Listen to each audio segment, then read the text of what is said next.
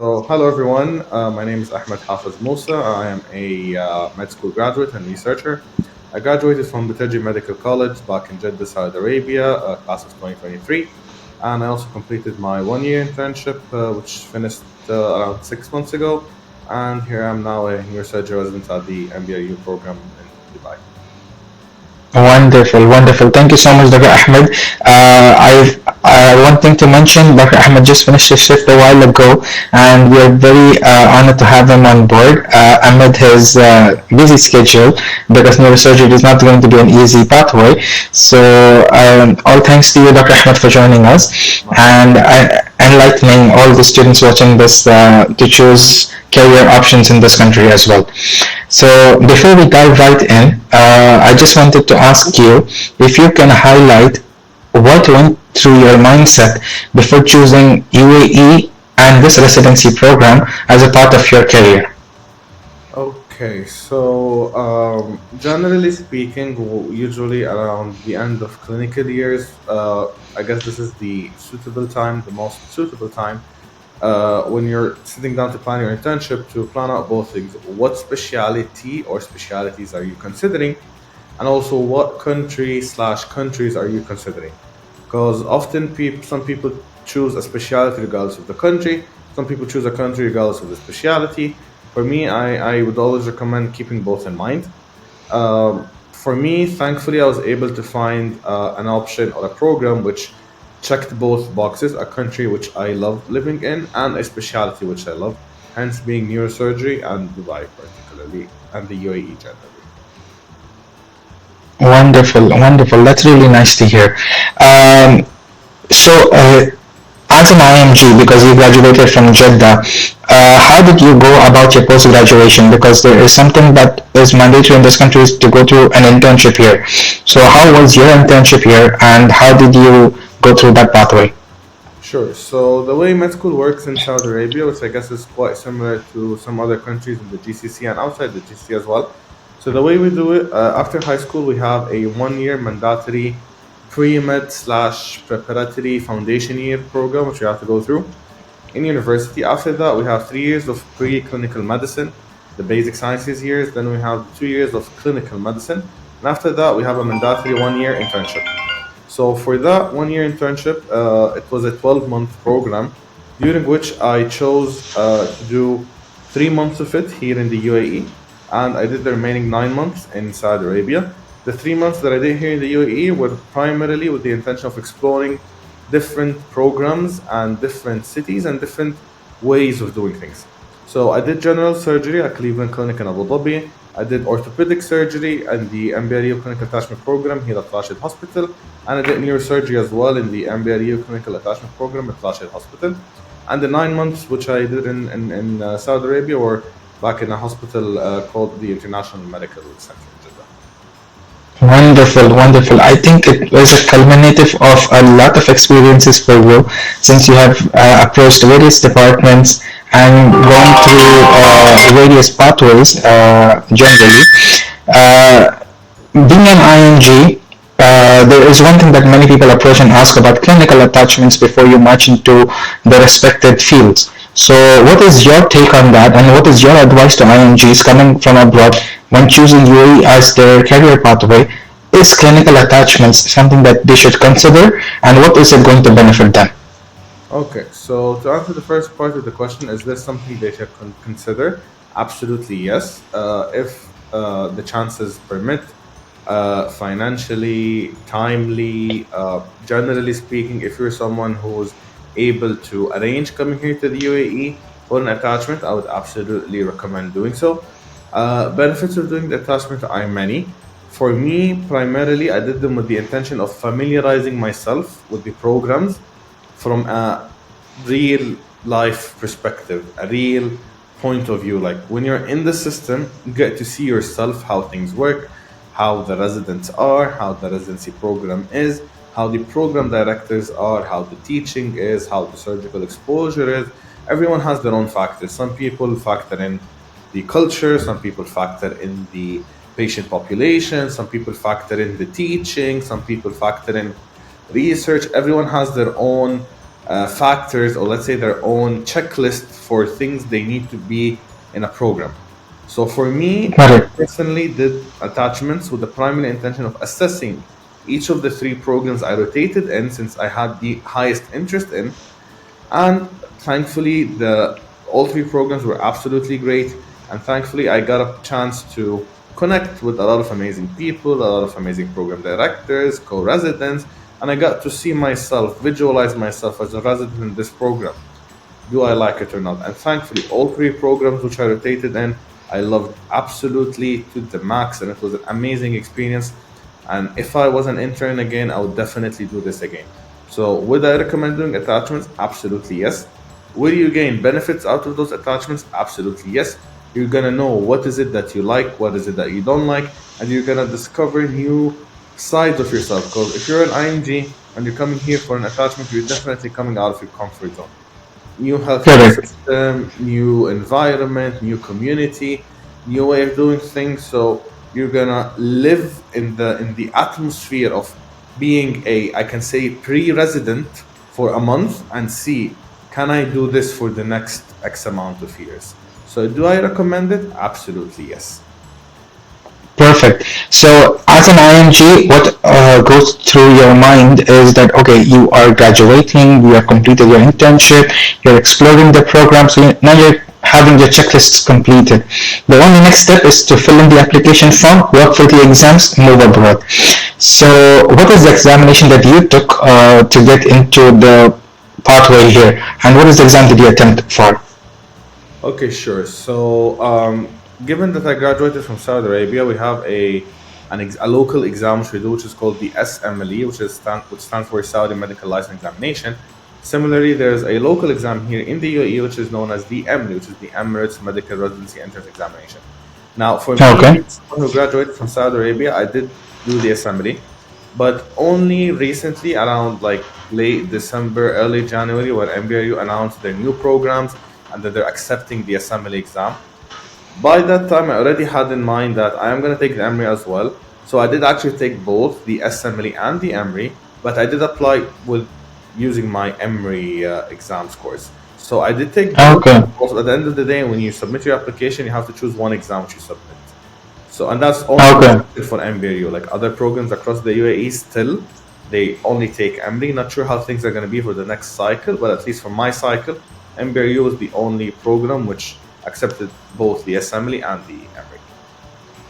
Okay, perfect. So the examination that you prepared was for SMLE only. So you did not attempt EMRE, I right? did both SMLE and EMRE. Oh, perfect. Okay, so let's go in step by step to this. Okay. When you were preparing for SMLE, could you give us a timeline? How did you start? What was it? How did you prepare for SMLE in general? Okay, so for assembly, the way it works basically, so it's a common thing, at least like for our university and some other universities in Saudi. In order to take the assembly, you need to pass what's known as an exit exam. An exit exam is Okay. basically a pre-assembly mock, you can say, for like us as like local university grads in Saudi Arabia. We have to go through. Once we pass this mock exam, we're then allowed to go for the actual assembly.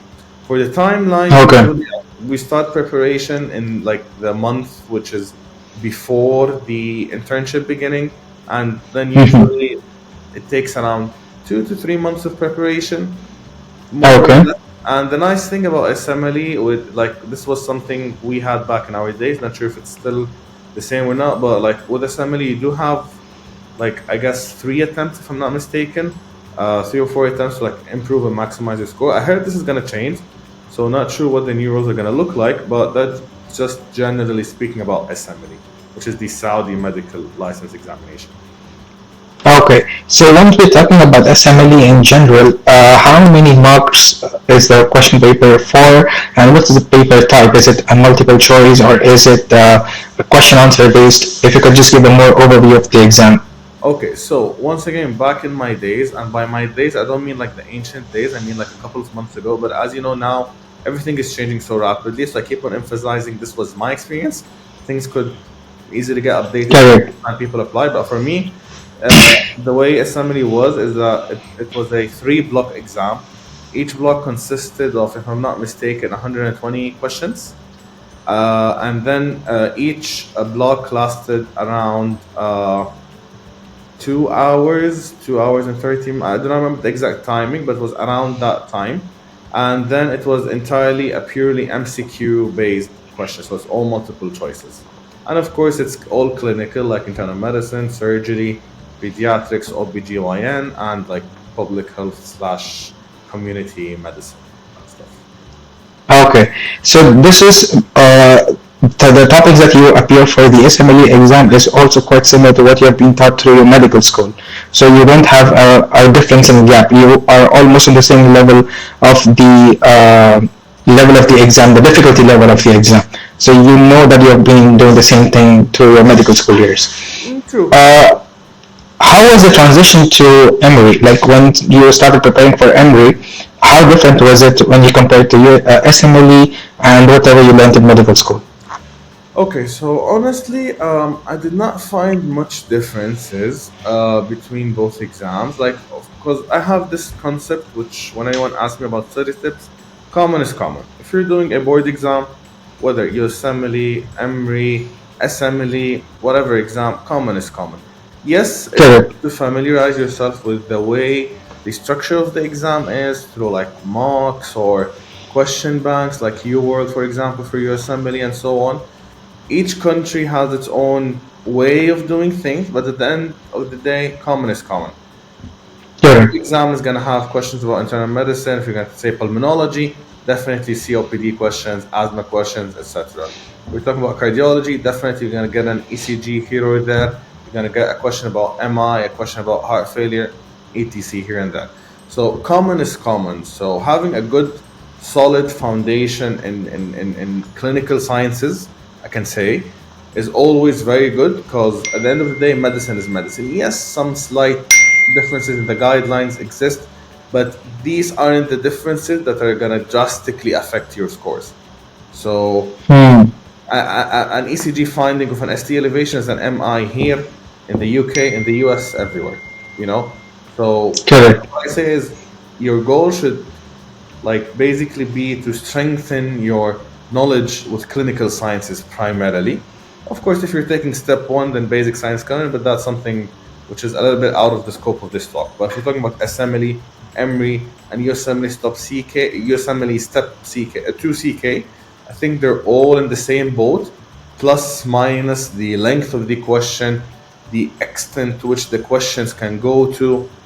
It varies a little bit, but if your knowledge is good in clinical sciences, you can easily ace 3 exams. I don't like using the word easily, because like it might be misunderstood, but I can say like if you work hard to solidify your clinical science knowledge, you'll have the strength and the tools to familiarize yourself with SMLE or EMRE easily.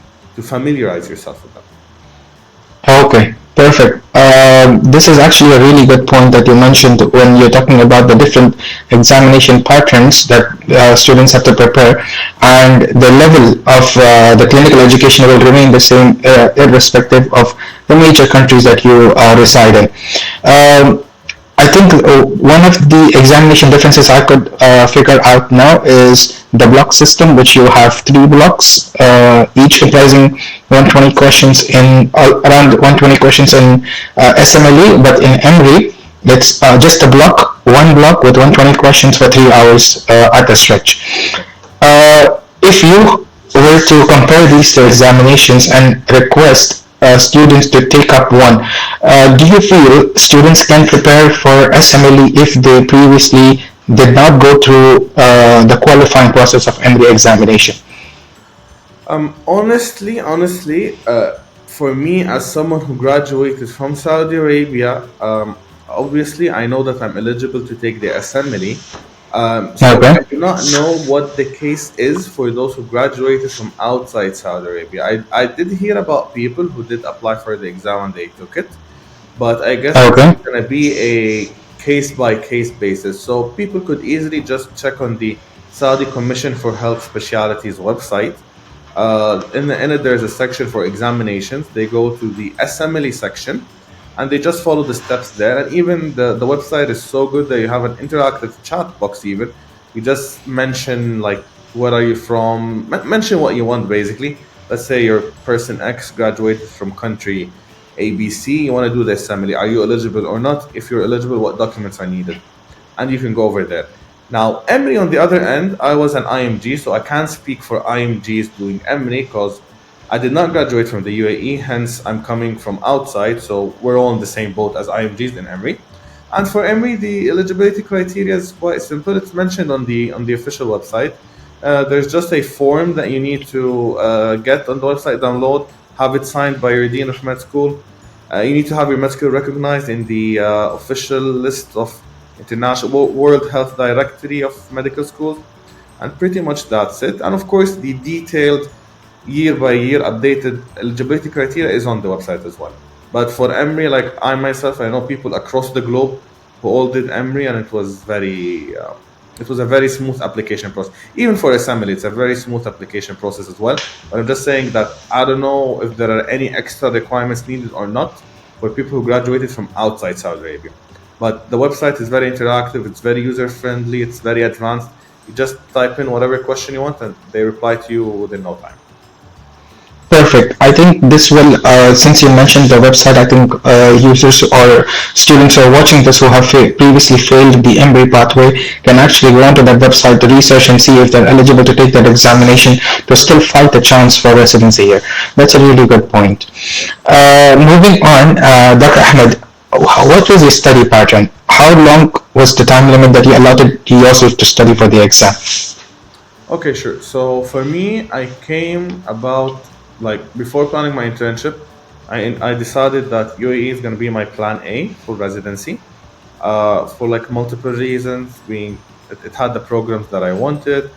I like the country. I like the environment. Not much of differences between South and UAE, so it just felt like a smooth transition. So I decided that this is what I want. Then came the part where I had to plan out my internship schedule, and as we mentioned earlier, I picked 3 months in out of the 12 internship months to be in UAE and Abu Dhabi and Dubai for like 3 different specialties. And then after that, I knew that I looked at the previous cycles and I knew that roughly interviews happened around April, May. So I knew I wanted to get my electives done before that time. And I knew I wanted to get done with the EMRE before that time as well, because the application cycles, they vary each year. But generally speaking, you want to be done with the exams before mid-March, usually. So I knew that this is the end point, and I took it back from there. I knew like I wanted to get done from the exam by mid-March. So around November of 2022, which is coincidentally around the same time last year, I just decided I want to sit down for the EMRE. I want to take it around early. I took it early March, so I decided this is when I want to take it. I have roughly 3 months. I have internship, and actually I had my Abu Dhabi rotation as well. So like traveling, settling in, all that. So I knew like I had this time period which I need to do the EMRE in. So this is generally speaking how did I plan out my time. And of course, I set my intentions clearly. Why am I doing this exam? Because I want to apply to residency here. I talked with myself to remind myself with why am I doing this? I'm a fan of purpose. I don't like doing anything without purpose. So I'm taking this exam. I'm traveling all the way to Al Ain to take it. Why am I doing so? Because I have a goal in mind. So this is something I advise people. When you're doing something, always remind yourself why you're doing it.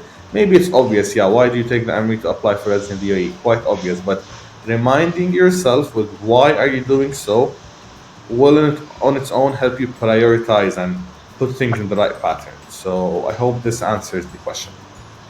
Perfect. So November to March was your study period, and that you planned out to give the examination early in the month of March. Sure. How long did you spend each day studying for this exam? Okay, sure. So honestly, it was variable because I had, as I told you, I was an intern at the time. I had relatively time-consuming rotations at that time as well. So I can say weekdays, for example, it was around 2 hours, I can say, on the best days. But I tried my best to like at least have an hour, minimum have an hour. If I was able to take it 2 hours, absolutely great. And obviously, like, we're humans, we're in life. Sometimes you're so exhausted you can't do anything. Sometimes you're extra motivated, you can go over 2 hours. So I don't want to come across as someone who's like idealistic, but I'm just saying, like, at least make it easy on yourself. Say I'm gonna do an hour per day. If you're someone watching this video now, you want to start studying, just say I'm gonna do an hour per day. Put a timer, 60 minutes, see whatever number of topics you can cover, and then, like, small things add up. So start easy. If you're someone who's like able to sit for 10 hours, that's good. But like, if you're someone who finds difficulty in initiating a study session, simplest way is just put a timer, 60 minutes, open your laptop, start reading or start studying, however you want to do. So for me, it was an average of 2 hours per day. Weekends, I try, if like I'm not on call on a weekend or anything, I try my best to go, like, for example, I can say do it in 2 sessions, so like 2.5 hours, 2.5 hours. I always like to have a day off. Like, all my friends know, Thursday is a day off for me. Now, in Saudi Arabia, Thursday is like the end of the week, Friday, Saturday is a weekend. Here in UAE, it's a bit different, but like, generally speaking, Thursday is a day off. So my way is like, I need to have a day off. I need to have, like, it's something which motivates me, that I know I'm going to reach this day and I'm going to have the day off. So this is my way. Some people do not know how to take a day off. It varies, of course, but I'm just saying, weekends, you want to double your study, or like, you want to at least double your study. So my average during weekdays was 2 hours. During weekends, I did 2 hours twice. So like, for example, 2 hours in the morning, 2 hours in the afternoon, or 2.5 in the morning, 2.5 in the afternoon. So it's like double the quantity. That's a very simple way to approach it, or at least how I approached it. Perfect. I think this is a very beautiful plan out situation. If you are working as a GP, if you are doing internship, I think it is still manageable to study, even though you will have some exhausting shifts, but it will still be able to manage. Beautifully put it up. And if you're someone I, who's like, if you're someone who have even more time, you can easily double up this easily. But I'm just saying, like, the bare minimum. correct, absolutely. Also, what were your study guides and materials that you used for this examination when you were preparing? Okay, sure. So, first of all, this is also a general rule I give to everyone who asks me. Whenever you take an exam, you need to familiarize yourself with what the people who make the exam want you to know. How do you know this? Correct.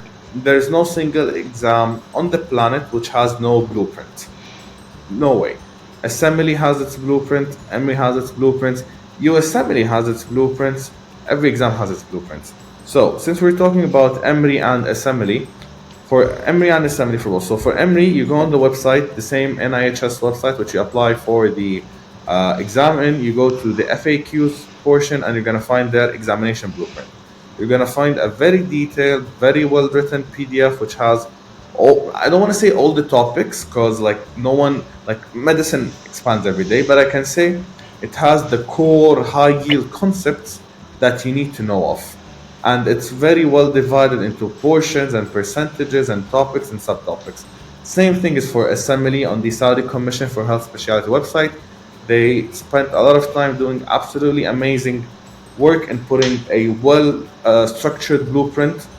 Both blueprints, I would say the starting point is go on both websites, download the blueprints, see the recommended references, and then you take it from there. So this is your starting point. You have a guideline which tells you topics A, B, C, D, E are being examined. And then from there, you gradually narrow things down until you're at a point where you're studying the tailored material. But you cannot just start by being so specific and then losing out on the big picture. So I'd say always download the EMREE blueprint, see, okay, so they examine me in internal medicine, pediatrics, OBGYN, for example, and surgery. Now, in internal medicine, there's cardiology, pulmonology, whatever, A, B, C, D, E. Within cardiology, they examine me in topics A, B, C, D. Same thing. You're going to find a lot of similarities between blueprints, but I'm just saying, for the specific exam you're taking, download that blueprint and start from there. Have the big picture in mind. You don't want to start from chapter 10. No, you want to start from the beginning, have a big picture in mind, know where you're at, so that when you're studying, let's say, ECGs for MI, I'm studying cardiology, which falls under internal medicine. which weighs 20% of the exam. This helps you navigate your way with clarity, you know? So this is, I would Correct. say, the starting point. On this point, actually, it's a very overwhelming point for many students out there because they would be like, oh, the blueprint has a lot of topics. Obviously, it's true because these are topics that you've learned over a period of 5 years. And it's obviously not possible to scramble it up in 2 or 3 months. And whatever education you had to get it in the past 5 years if you were getting ready for something abroad or something as a next step in your career. But if you would advise them on how to use this blueprint effectively, what would be your approach to it? Because it's a very overwhelming, a lot of topics. How do you jot it down systematically so that you can use that blueprint to your benefit? Okay, so first and foremost, what I'd say is, so now let's say you have the big picture in front of you. You know that there are 5 major specialties. Under each specialty, you have hypothetically 10 topics. So let's say hypothetically you have 60 topics. Now the next step is seeing how many days do you have left until your examination period. My way is, let's say from here till my exam period, I have 90 days left. So I assume in the back of my mind that I have 45 days left so that I can study for 45 days and revise for the other 45 days. Personally, throughout the years, I got to know that I'm someone whom I cannot like perform well on an exam if I did not revise it properly. I'd rather revise 50% twice than 100% once. That's my Correct. belief. So everyone like has different strategies, but what I noticed that a lot of people tend to be on like the way I do things, that their like revision helps them. So that's step one. See how many days you have from today until the exam day. Divide that by 2. This is your study period. Now, see the content that you have for, like, let's say EMRE. EMRE, hypothetically, let's say you have 60 topics in the blueprint. There are recommended references that the examiners themselves recommended in the blueprint as guidance, or as guides, I can say. That's one thing you want to consider. And obviously, as they say, high yield is high yield. So you've been a med student for 5 to 6 years. It's not necessary that you know what every high yield thing is, but as we said, pulmonology, definitely COPD, definitely asthma, definitely the management, step up, step down, etc. Surgery, definitely questions about GI, about cholecystectomies, about appendectomies, etc. What else do we have? Cardiology, definitely questions about heart failure and so on. Now, this is just broadly. Now, what specifically do you need to know about each topic? Here comes the role of what I'd say, how do I say this? Like the high yield resources out there. So, for example, what a resource which I personally recommend is the first aid for USMLE Step 2 CK. A very good summarized textbook which helps you know what's high yield per topic. That's one thing. Another thing is, like, if for example, let's take a real example. So you found out that the EMRE, let's say blueprint says you need to know heart failure management.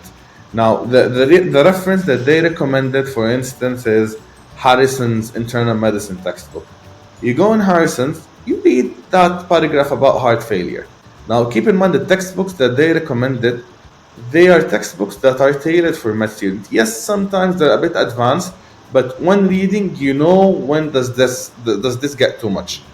So you read about heart failure, generally familiarize yourself. What I personally do is I'd go to step 2 CK, read the paragraph about heart failure, go online, try to solve questions like UWorld, for example, some questions about heart failure. So like that, let's say within a span of 48 to 72 hours, you've learned the high yield concept of heart failure. Does this mean you're a fully qualified cardiologist who knows everything about heart failure? Absolutely not. But is 72 hours enough for you to learn the high yield concepts and the high yield, like I can say, topics that are examined in heart failure? Yes. And then after this, if you do assembly and face a question about heart failure, you know the difference between right side and left side heart failure. If you do a question, if you do EMRE, you know the different, like, you know the core concepts are core concepts. You know, heart failure is heart failure. Maybe, let's say, for example, in assembly they care more about incidence and prevalence. In EMRE they care more about treatment. In USMLE they care more about I don't know, like statistics. But at the end of the day, it's within the same circle, you know. So that's why I'd say try to grasp as much as high yield concepts per topic as possible. Okay, perfect. I think that's a really good source that you mentioned that many people can use to study as well. Have you heard about AMBOSS, and have you used AMBOSS as a reference material when you studied? So yes, AMBOSS actually was integrated as part of our med school curriculum. By the time it was introduced, I was starting fourth year of med school. So yes, I did use AMBOSS for preparing for like really both the assembly and the EMRE. I did find it very, very helpful, and I wish I used it earlier. So it is a very good resource as well, and it has a lot of how do I say this? It has a lot of notes embedded within the questions. So, Mm-hmm. but the thing about AMBOSS is that it needs time. So you want to start Correct. early, because if you want to gain the most out of AMBOSS, you're gonna need to spend your time with your questions. Like literally, some questions took me like 30 minutes to an hour. Like sometimes it took me Wow. 30 minutes to an hour to like get through a couple of questions, because like the explanation is so detailed, which is so good, but it does require time. So it depends, where are you at now. If you're someone who's close to the exam, obviously you don't have that much luxury in terms of time, so you want to get things done with quickly. If you're still a couple of months ahead, then yeah, start doing AMBOSS. So it really depends, where are you at now? Is the exam soon? Is it far away? Where are you at? Okay, perfect. I think this will answer the question for people who wanted to use AMBOSS as a guide. Moving on, when you were going through your studying process, preparing well for the exam dates were approaching for you, how did you evaluate yourself that, okay, I'm ready to take this exam? I can go for it. Even if it's not 100%, I'm ready for it. How do you evaluate yourself? Okay, so to be honest, like when it comes to assembly and EMRE, there are some evaluation. So like for assembly, you do have an option of doing a mock exam that's like officially on Prometric. You can book that. It's Okay. like an assessment tool. Plus, in our med school, we like to be eligible to book the exam. You need to pass a certain exam, a mock exam, which like by default, like you know that you're ready when you pass this exam. So that's my case. Okay. For Emory, on the other end, I'd really say like when you're at a point where you're so like obviously I was also, just not to forget, Emory, like on the NHS website there's a mini mock that they have. Obviously that's not like lengthy enough to simulate the real exam, but it just gives you a sense on what the questions might look like. So how Okay. what I'd say is like if you're someone who's studying for Emory and USMLE at the same time, which is not uncommon, surprisingly, for people to do. If you're at a point where you're comfortable enough grasping the high yield topics in USMLE, for example, or in PLAB, because like you know, with USMLE there's UWorld, with PLAB there's a lot of resources out there. With assembly there is the mock exam. For EMRE, what I'd say is that with time, when you feel that you're at a point where you're comfortable with the high yield topics, where like going over the blueprint, you're able to like no topic appears to be off, you know. So like there's this tip my high school chemistry teacher used to give us back then during my A level days, is like, you know, you study the topic well when you're able to predict questions based on that topic. And this is an advice. Wonderful. This is an advice which has stuck with me since forever. If you're at a point where you're able to predict questions for a certain topic, like you're a GS resident, you know, like the board exams, same thing for us.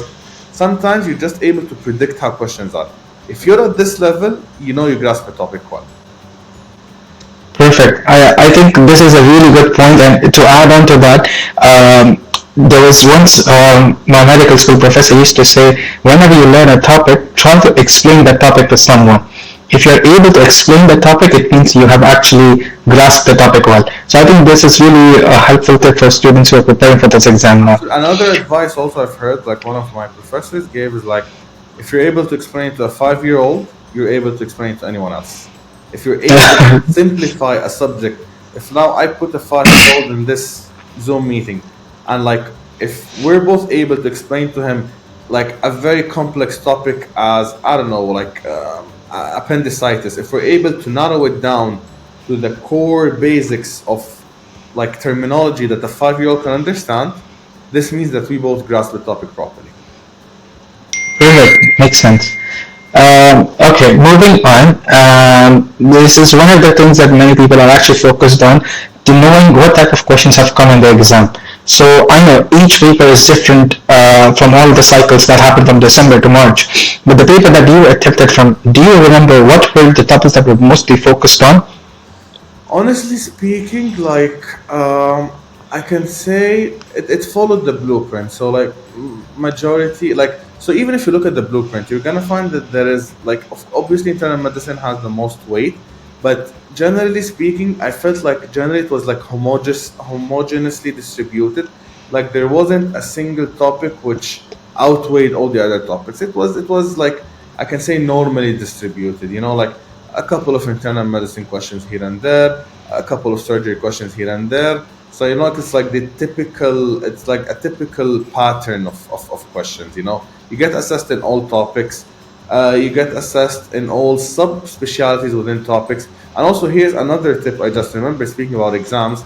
Also, another thing that I learned along the way, if like when you're studying, think like an examiner. If you're someone putting an exam, for example, if you're gonna ask, let's say, too much questions about adult cardiology, then when it comes to pediatrics, you'd expect less questions about pediatric cardiology. You want, because like as an examiner, when putting an exam, you want to cover as much aspects as possible for the medical student or the intern taking the exam. So what I can say is always when studying, don't limit your thinking to the candidate's mindset. Think beyond that. Think, how would an examiner assess me? What would an examiner ask? Look at the blueprint. Say they have 20% internal medicine, 15% OB/GYN, 10% psychiatry, for example. Based on that, you're going to be able to, how do I say this, to adjust your readings accordingly. You know, so like let's say you find in cardiology 50 topics, whereas you find in pulmonology 10 topics. Obviously, this is going to reflect in the exam that the ratio of cardiology to pulmonology questions is going to be roughly speaking 5-1. I'm not speaking accurate numbers, but I'm just giving a ratio, you know, like the blueprint hints Got it. to stuff, you know. Perfect, perfect. I think that solves the question for people asking what is the topics that are covered in the examination paper. Some people also raise a concern that, oh, I did not study in this country, this exam is going to be hard for me. So I think you are in a very better place to answer this as an IMG for the difficulty level of the examination paper. So since you studied abroad, what would you classify it as? So first off, I'd like to start by saying nothing worth having comes easy. So let's keep this in mind. That's first thing. Second thing, like med school in itself, it has its challenges. All fields have their challenges. Like why is it a board exam? Like if the exam was easy, everyone would score 100, everyone would match. That there really won't be a way to filter out candidates. Now, for me, for instance, I found my exam, as a matter of fact, to be like I can say a bit more challenging than what I expected it to be. And even the candidates with me in the similar session after the exam, you know, like we talk, oh, this was A, oh, this was B, typical post exam med student attitude. So we just talk about how things were. I found it to be a bit above average than what I expected. But this is a good point to raise that at least I can speak for the MBRU matching program. This is something which I find absolutely amazing that they did. So let's say, for example, your exam was in a very hard session. So, you know, the EMREE gets reported in both scores and percentiles. So if you're Yes. someone who scored 70% on a difficult exam, you're going to be in a top percentile. If you scored 70% on an easy exam, you're going to be in a low percentile. Now, what Correct. MBRU did, which I found absolutely amazing, to bridge this gap, when you're putting in your EMREE score, you also get asked about what percentile it was. And obviously, you upload for them the report, so they cross-check that. So this helped bridge the gap between, so people might say, he had an easy exam, he got 90, mine was hard, I got 70. If your exam was easy and you got 90, you're gonna be at a lower percentile because everyone got 90. If you had a hard exam and you got 70, you're gonna be at a higher percentile because very few people got 70.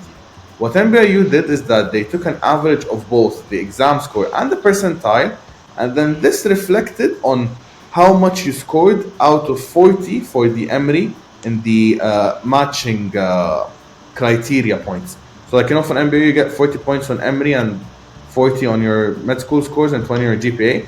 So this 40, it was assessed this way.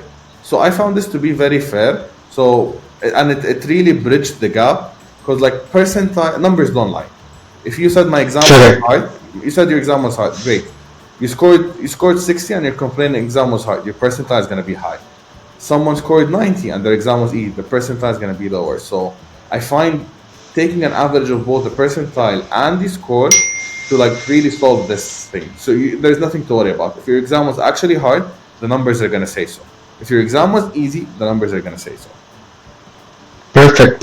I think this is a very important point that all students must actually understand, because it's not one thing that matters, it's a cumulative factors that depend. This brings me to my next question, is the role of MBRU scores in your matching process. Because there are a few people who would say, oh, I scored a really high MBRU mark, I must get into this specialty.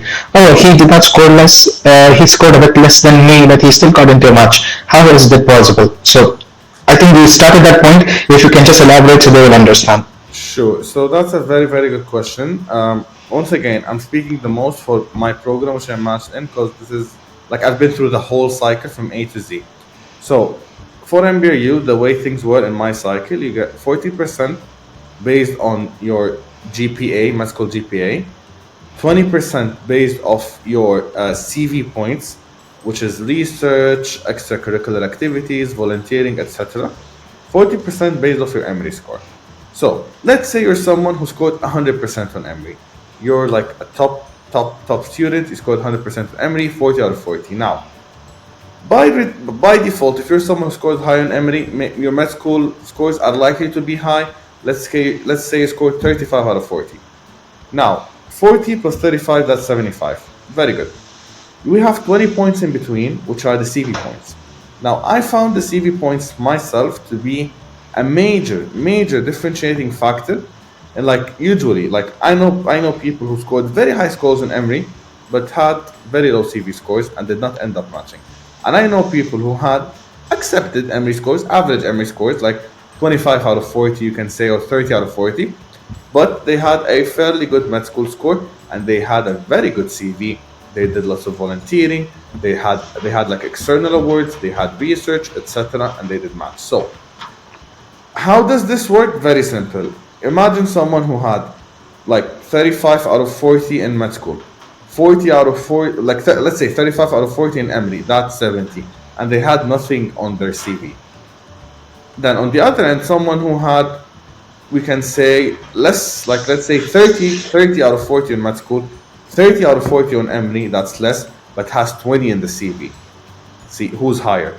So that explains how the system works. Your EMRE score is important, but will it on its own guarantee you a spot? Absolutely no.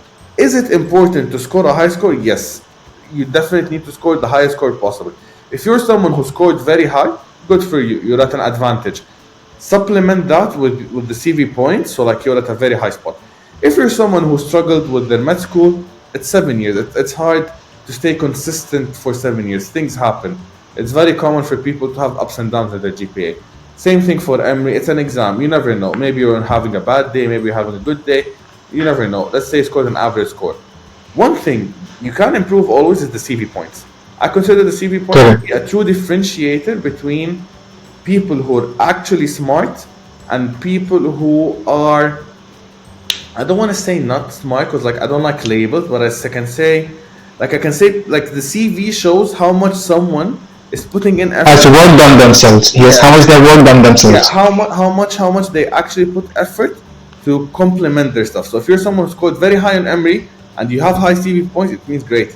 You're a good exam taker and you're a hard worker. If you're someone who had average scores but still had high CV points, it shows yes, you do have some issues with exam taking, but you're aware of that and you supplemented it with improving your CV. So I think the CV points, people should take them very seriously. And I think just to summarize this is how I classify it into four things to keep in mind when you are actually applying for residency here. So it's not just the MBRU scores that you get a high, you get a rank, and then you get into a program. It starts from your medical school. It's your GPA, how much you score in your medical school, followed by your CV, how strong is your profile, then comes your MBRU scores or your SMLE scores, whatever that you're planning to use, and then the final comes is your interviews. It could be MMIs or specialty interviews. A cumulative of all these four aspects is going to organize you into your final score, which will then result in your shortlisting or ranking. So I think this is one thing that is very important to understand for everyone preparing, because the major criteria that you can work on right now after you graduate is EMREE, which is the examination to enter. There's no other examination. So that's basic, that's set.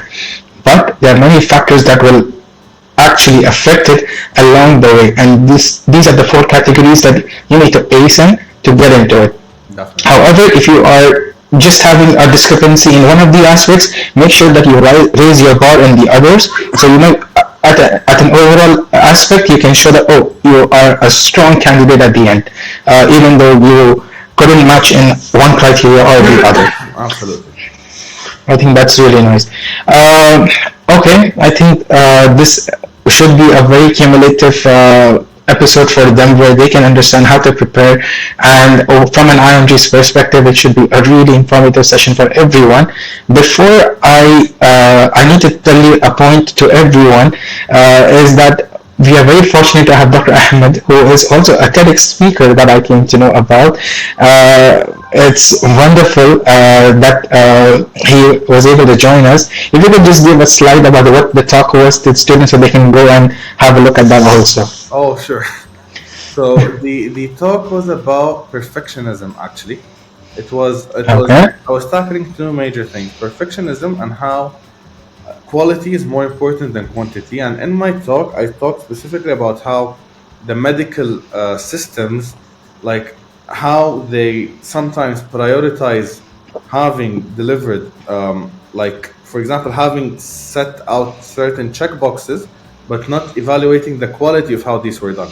So, for example, on your OSCE score, you may get the score if you give the right diagnosis, but no one's going to evaluate you for how kind you were to the patient, how caring you were to the family. You won't be evaluated for how kind you are. You're going to be evaluated for giving the right diagnosis.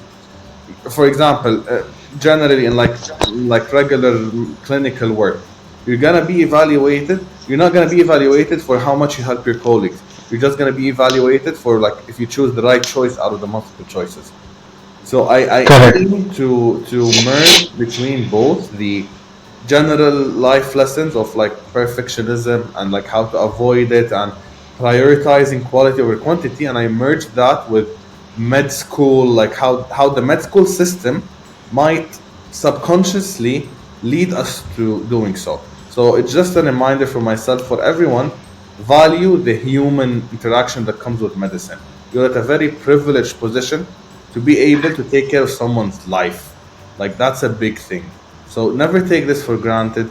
Never think that you know it all. We're all learning every day. So always be constantly humbled and open to learn new things.